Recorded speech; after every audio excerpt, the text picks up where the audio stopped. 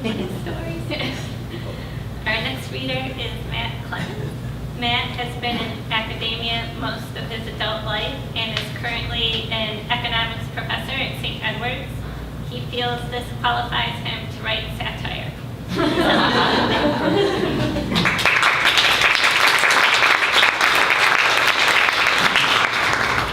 I'm just going to dive right in. Waste of time.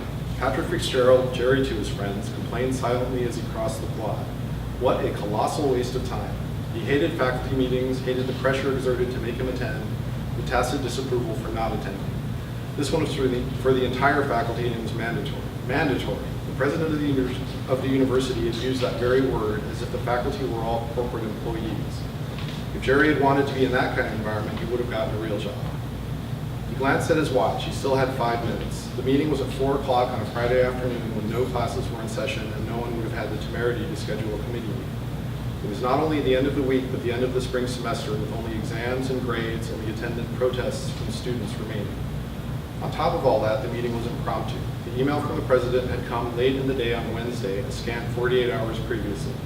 The combination was unprecedented and unconscionable. On the other hand, the president summoning the entire faculty to gather on a Friday afternoon smacked of something really big. A while back, there had been rumors that the campus would be closed and some of its operations absorbed into other campuses in the state university system. Under that scenario, everyone's jobs were at stake, tenure notwithstanding. In his mid-50s, Jerry would only be able to get another half-decent academic job if he were a star researcher, which he was not. As a political scientist, he might have a shot at various government or private sector jobs, but that would be too much like real work.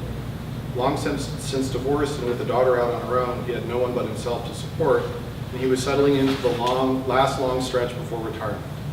And he liked academic life for the most part. Where else could one spend so much time indulging one's own intellectual interests, no matter how esoteric?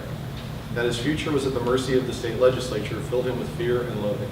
There were always community colleges where he could expect a lower salary, a heavier course load, and students even less motivated and attentive than he had now. Was that the best he could hope for?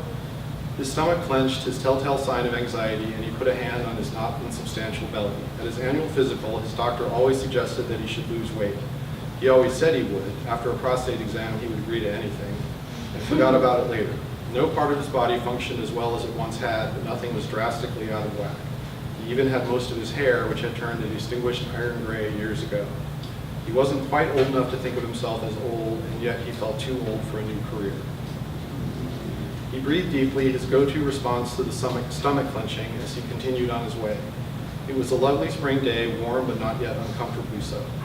The route from his office to the auditorium where the meeting was to be held took him through the heart of campus, near the fountain on whose ledge students sat and smoked, because they, of course, were going to live forever. Just past the fountain, a banner reading, "Let's Go Lackeys," hung from one of the dorms. Before being absorbed into the state university system, Upper Central had been known as Lachrymose College. It was far enough in the past that no one still called it that, but students were still often referred to as lackeys.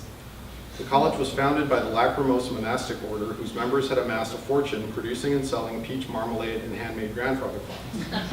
Being under a vow of poverty, they had to spend it on something other than themselves, and so they started a college for which they funded a healthy endowment, as well as the construction of a collection of stately buildings. Although the monks were unflinchingly hardworking and devoted to their calling, they weren't the most scholarly folks in the world. They had little concept of appropriate standards in higher education, and they hired the original faculty and administrators in an almost random fashion. The whole enterprise had started off mediocre and declined from there. Slowly but surely, the college's endowment eroded, although to the monks' credit, this was a matter of decades. Incoming tuition dollars were not nearly sufficient to sustain operations. When the college was on the brink of financial ruin, the state stepped in, adding professional programs and expanding the campus. Since then, the university had survived but had never flourished. Jerry always bristled at the claim that the university in its current state was mediocre. That wasn't fair. It was only mediocre if you compared it to, say, a burger joint. The burger joint would be worse than UC when judged as an institution of higher education. Upper Central was simply bad, about as bad as a university could get and still be a university. As he walked one of the paths crisscrossing the grassy quad, he had to slow down behind 2 undergraduate women walking in the same direction at a more leisurely pace. With others coming from the opposite direction, the path was not wide enough to accommodate passing. He would have had to walk on the grass to continue at speed, which he considered to be beneath the dignity of a professor. Both of the undergraduates wore shorts and t-shirts. A few years ago, women's shorts had been getting shorter and shorter, calling to mind the hot pants of the 70s. Now they were getting longer again, but were still quite short. He thought that visible tattoos had peaked and were in decline, but didn't have enough data to be sure. One of the t-shirts had printing on the back reading, "But it looks great from here." Jerry would have liked to see the front of the shirt to get the whole story. Reading students' t-shirts was one of the ways he kept up with today's youth. Surely entire dissertations had been written about t-shirt design as a popular art form. However, even if he maneuvered past the women, turning around to look at a female undergraduate's chest was a non-starter. He contented himself with eavesdropping on their conversation. "Don't take that existentialism class," one of the undergrads said to the other. "It's useless. You talk about nothing." Teachable moments abounded.